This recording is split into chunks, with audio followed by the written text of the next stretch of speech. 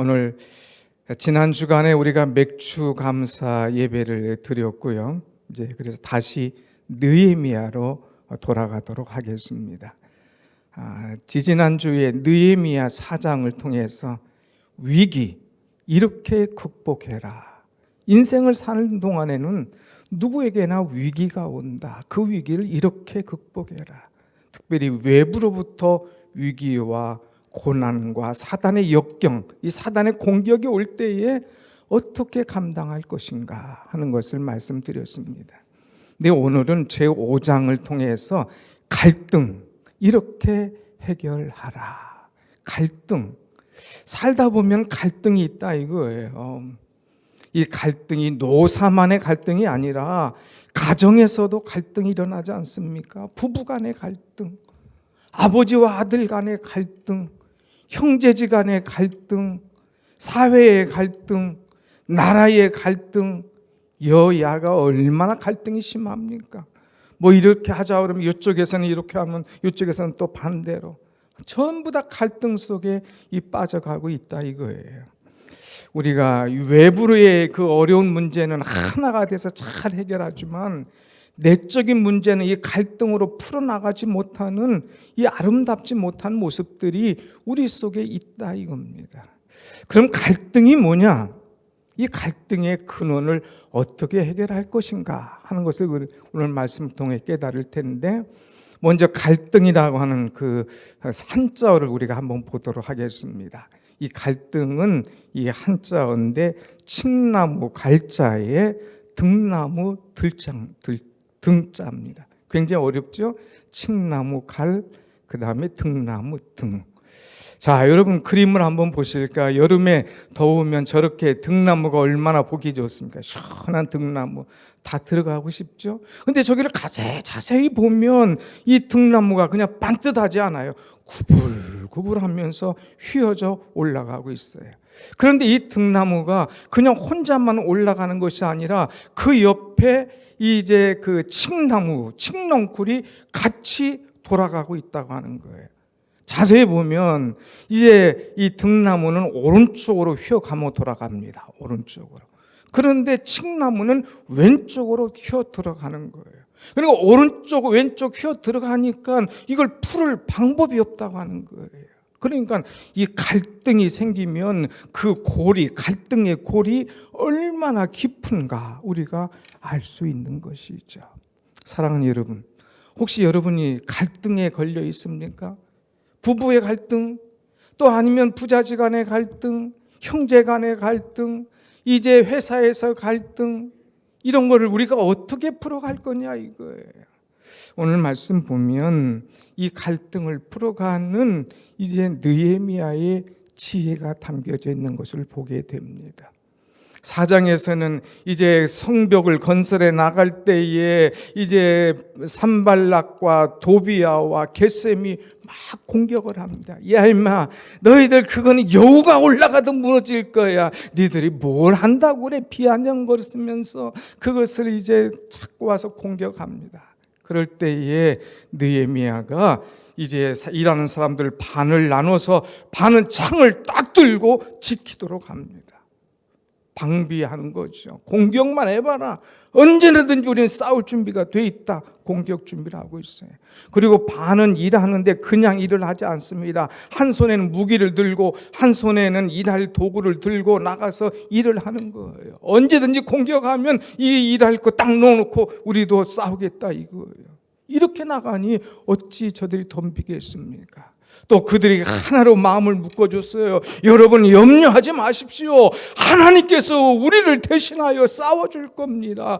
하나님께서 우리와 함께 할 것입니다. 확신을 주었기 때문에 그는 이 어려운 위기 문제를 해결해 나갔습니다.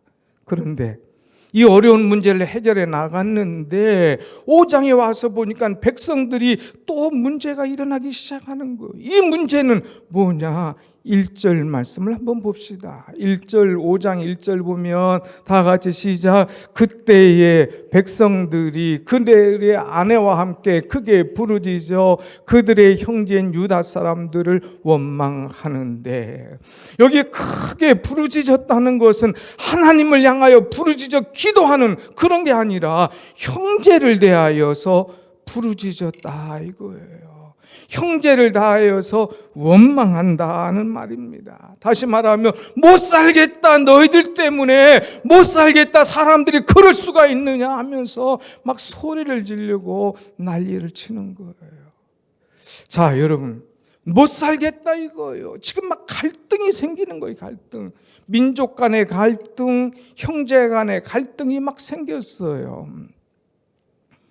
이런 갈등의 문제가 올 때에 여러분은 어떻게 해결할 거냐 이거예요. 오늘 성경적인 방법으로 느헤미야는 이 인생의 갈등을 어떻게 해결해 나갔는가. 무엇보다도 첫째는 갈등의 근본적인 원인이 무엇인가를 파헤쳐 봐야 됩니다.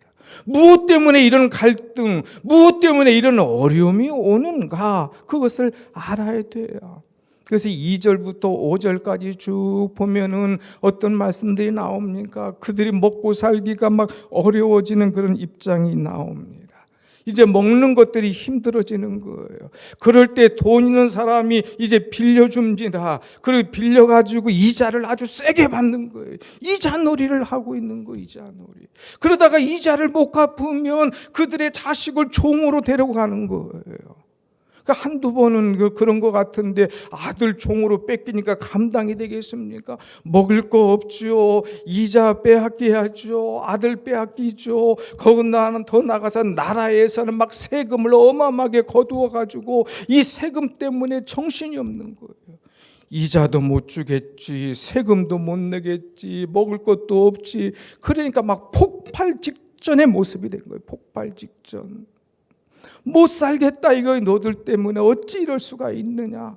가만히 보니까 이 사람들의 민중들이 지금 폭발하게 생긴 그런 입장이 되었습니다.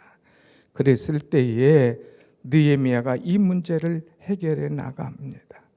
그런데 가만히 이야기를 들으니까 느헤미야가 막 속에서 분노가 일어나는 거예요. 아니 너희들 좀 산다고, 먹고 살만하다고, 돈이 있다고, 명예 있다고 이럴 수가 있느냐 하면서 막 분노가 일어나는 거예요. 어떻게 이렇게 할 수가 있느냐. 사람을 속이는 것도 입은 수지. 왜 이런 갈등이, 왜 이런 문제가 생기도록 너희들 가만히 있었느냐고 막 분노가 일어나는 거예요. 여러분 화날 때가 있잖아요. 도대체 어떻게 하면서 막 화날 때. 그런데 느헤미야는 화는 났지만 그 화를 폭발시키지 않았습니다. 여러분 한번 말씀 봅시다. 5절에 보면, 6절에 보면 노했다고 했는데 7절에 뭐라고 했느냐. 7절 한번 같이 봅니다. 7절 시작. 깊이 생각하고 귀족들과 민장들을 꾸짖어 그들에게 이르기를 너희가 각기 형제들에게 높은 이자를 취하는도다 하고 대회를 열고 그들을 쳐서. 오늘 여기 보니까 깊이 생각했다. 우리 깊이 생각. 속에 분노가 일어났지만 너희가 어쩌다 이 나라가, 이 사회가 이렇게 됐느냐고 막 폭발한 것이 아니라 그것을 잘 다스렸다고 하는 거예요. 깊이 생각하면서 이 문제를 어떻게 풀어갈까?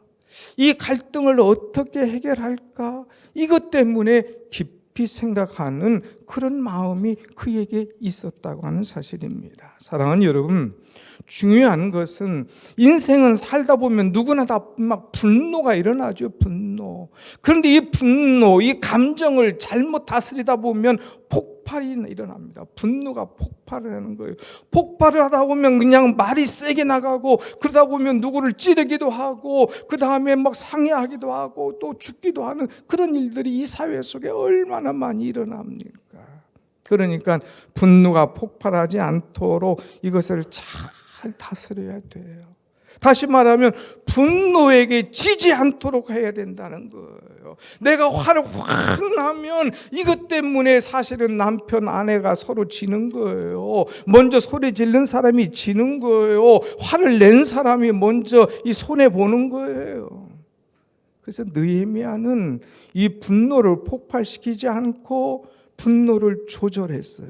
그 분노 조절한 것이 뭐냐? 깊이 생각했다고 하는 거예요. 깊이 생각했다.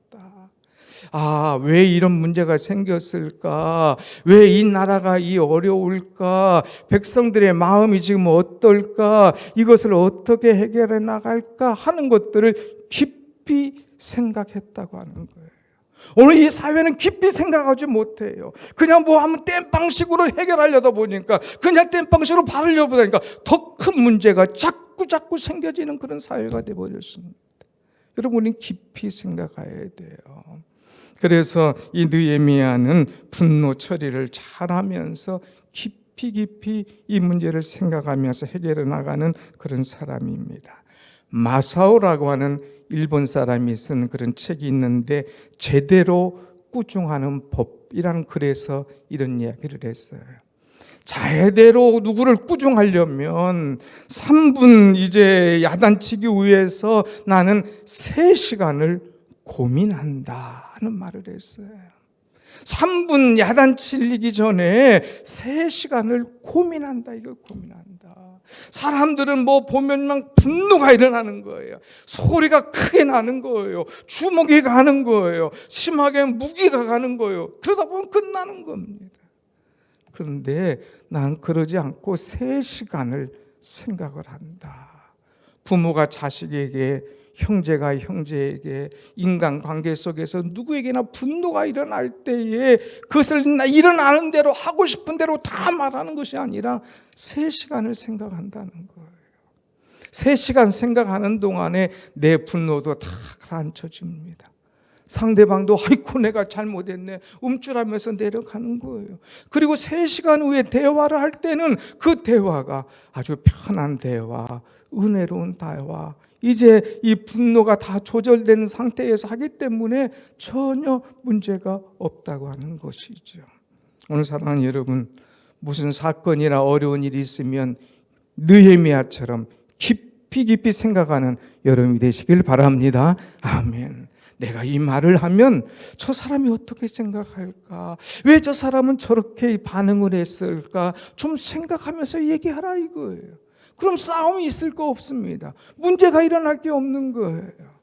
그렇게 한 다음에 느헤미야는 깊이 생각하고 혼자 끝낸 것이 아닙니다. 그 다음에 그들을 꾸짖었다고 그랬어요. 거기서 꾸짖었다는 것은 막 폭발해가지고 화내서 꾸짖은 것이 아니라 조용하게 자기를 다스리면서 상대방의 감정을 누그리면서 이야기를 지혜롭게 해나갔다는 거예요. 그래서 느헤미야는 귀족들과 민장들을 찾아갔다고 그랬습니다. 귀족이라고 하는 것은 더 노블레스, 그야말로 사회, 경제 또 이 모든 것들을 이끌어가는 그런 지도자입니다. 민장이라고 하는 것은 이제 그 어느 단체를 끌어가는 지도자들, 하나의 그 고위 공무원이라 이렇게 얘기할 수 있어요. 그러니까 정치와 사회와 경제를 끌어가는 사람, 또 이제 민중들을 다스려가는 공무원들, 이 사람들을 찾아가서 이야기하는 거예요. 여러분, 그럴 수가 있습니까?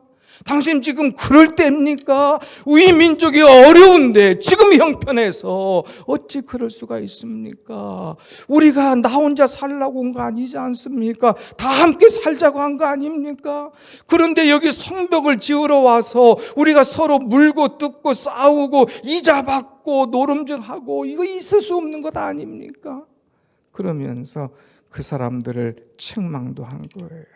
그들 사람들의 양심을 두드린 겁니다. 하나님을 경외하는 사람들이, 믿는 사람들이 어찌 이런 일을 할 수가 있습니까? 우리가 이렇게 하면 이방 사람들이 보고 욕합니다. 웃습니다. 아이고 저것들 뭐 성벽 건설한다고 하나님 믿는다고 지들끼리 싸우고 난리네 하면서 욕한다 이거예요. 여러분, 그러니까 이렇게 하면 안 됩니다. 하나님을 두려워하셔야 됩니다. 여러분, 백성들에게 서로 이렇게 하면 안 되죠 하면서 그들의 양심을 향하여서 두들기 시작했습니다.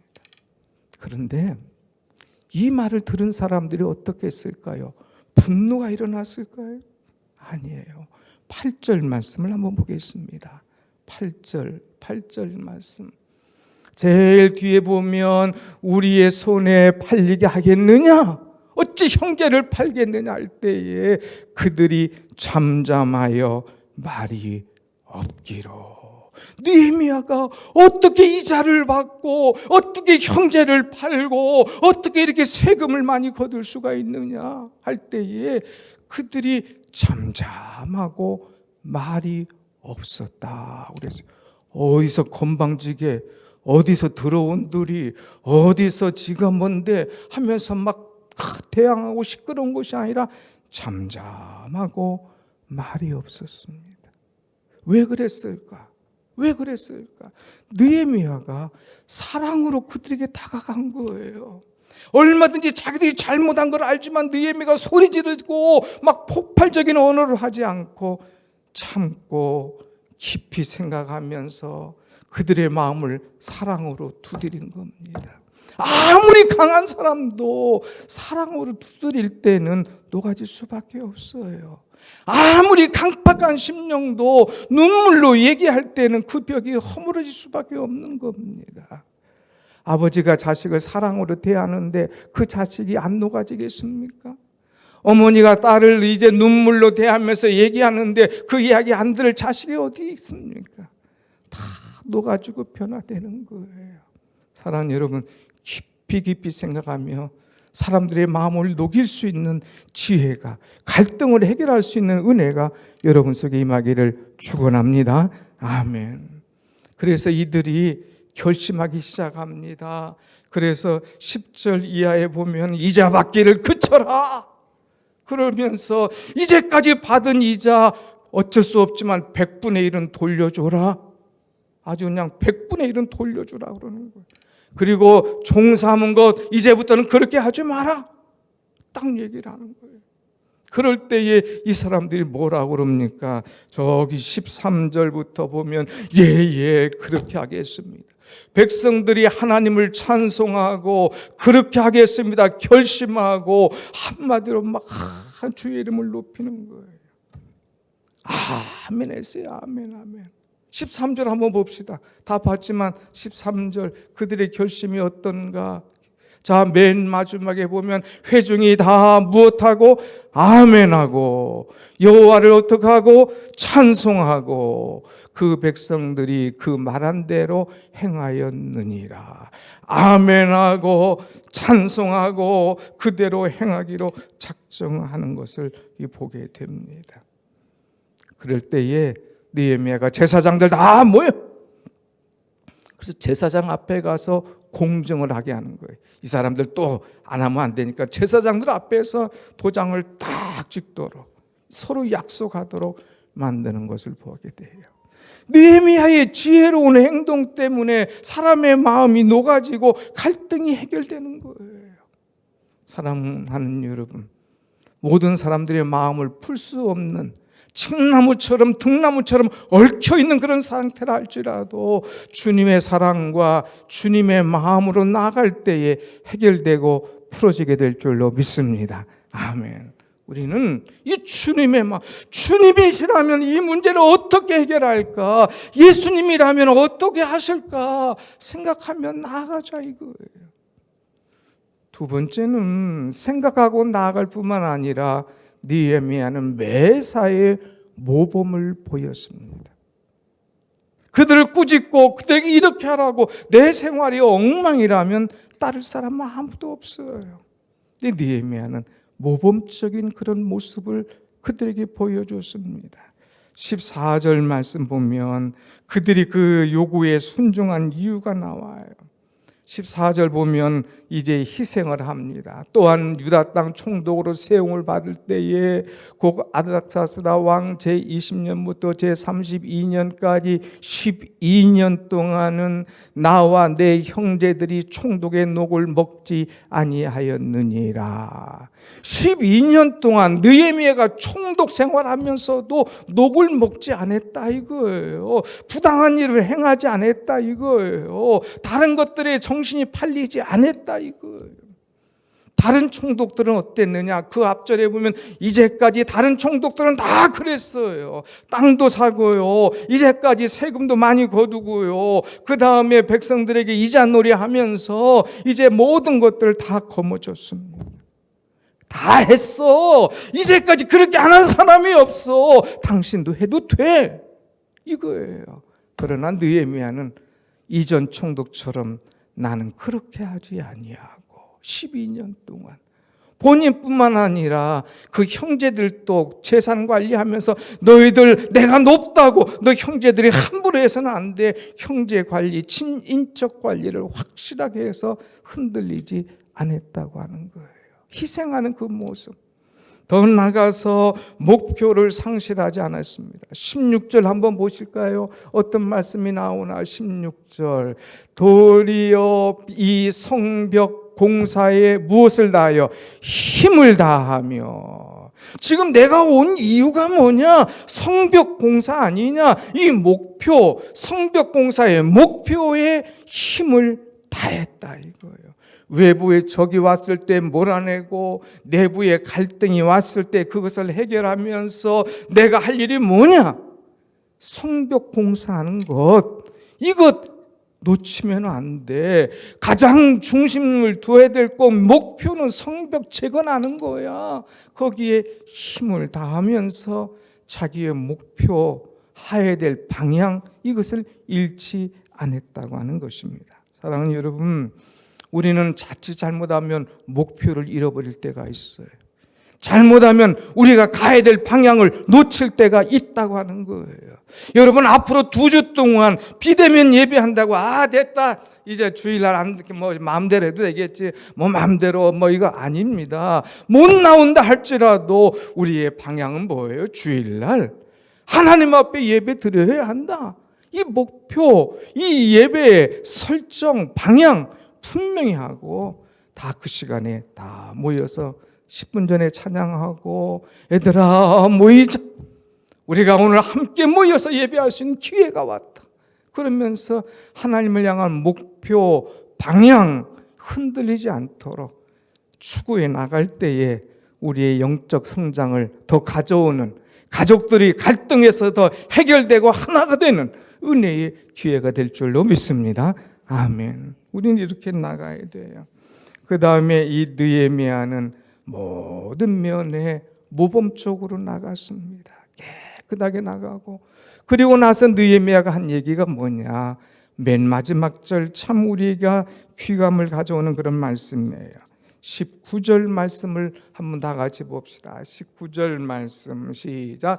내 하나님이여, 내가 이 백성을 위하여 행한 모든 일을 기억하사 내게 은혜를 베푸시옵소서. 내 하나님, 내가 이 백성을 위하여 행한 모든 일 하나님 기억하사 은혜를 베풀어 주옵소서.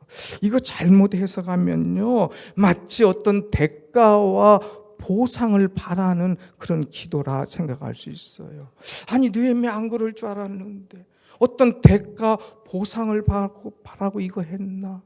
여러분, 그 해석이 아닙니다. 이 해석은 뭐냐? 사람들은 모든 일을 할 때에 사람에게 박수 받길 원해요. 사람에게 칭찬받길 원해요. 당신이 최고야, 이 소리를 듣길 원해요. 그런데 느헤미야는 사람들에게 그 소리 듣기 원하지 않았습니다. 사람들에게 그 소리 듣기를 기뻐하지 않았습니다. 사람에게 칭찬 안 받아도 하나님은 내 마음 아셔. 하나님께서 이 다음에 나를 보상해 줄 거야. 더 크게 은혜 주실 거야. 더 크게 축복하실 거야. 확신하면서 하나님, 하나님께서 내게 모든 은혜를 이제 베풀어 주옵소서.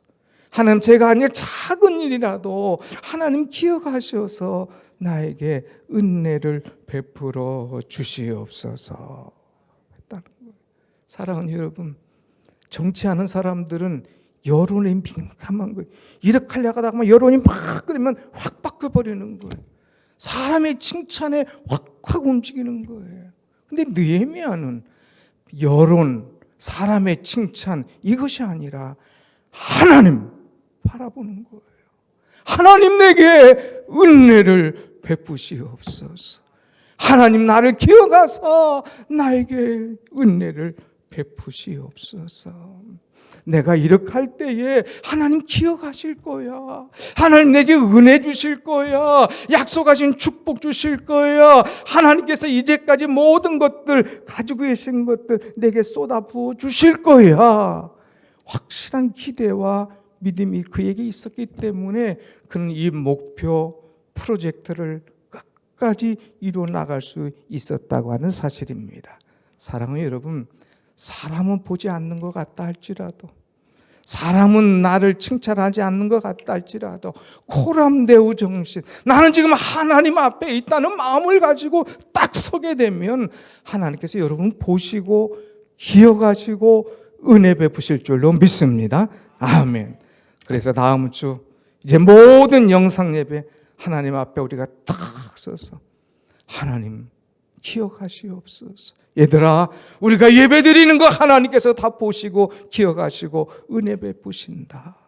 한마음 되어서 하나님께 영광 돌리는, 그래서 가족의 갈등과 모든 내 주변의 갈등을 다 해결해 나갈 수 있는 은혜와 지혜가 여러분 속에 있기를 간절히 축원합니다. 아멘. 기도하겠습니다.